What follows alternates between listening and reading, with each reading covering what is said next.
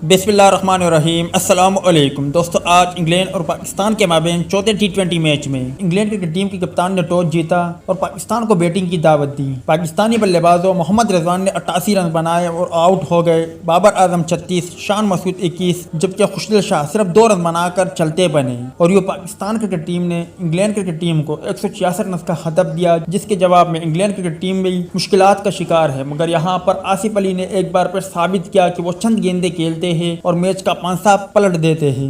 आज बाबर आजम ने गलती की कि शान मसूद की जगह आसिफ अली को भेजते तो यकीनी तौर पर इस मैच में पाकिस्तान का टारगेट 180 या 200 के करीब होता, क्योंकि आसिफ अली आज मूड में थे। आसिफ अली ने आज सिर्फ 3 गेंदों का सामना किया और 13 रन बनाए। इस दौरान 2 शानदार और बुलंद वाला छक्के भी लगाए। इस दौरान आसिफ अली का स्ट्राइक रेट 433.33 रहा, मगर उन्होंने जो 2 छक्के लगाए यकीनी तौर पर वो बहुत उम्दा थे और बहुत ही तूफानी छक्के थे, जिनकी वीडियो भी सोशल मीडिया पर काफी वायरल हो रही है, जिसे शायकीन क्रिकेटर खूब पसंद कर रहे हैं। आप भाइयों को आसिफ अली का मूड और फार्म में आना किस तरह लगा, इस हवाले से कमेंट सेक्शन आपके कमेंट्स का मुंतजर रहेगा।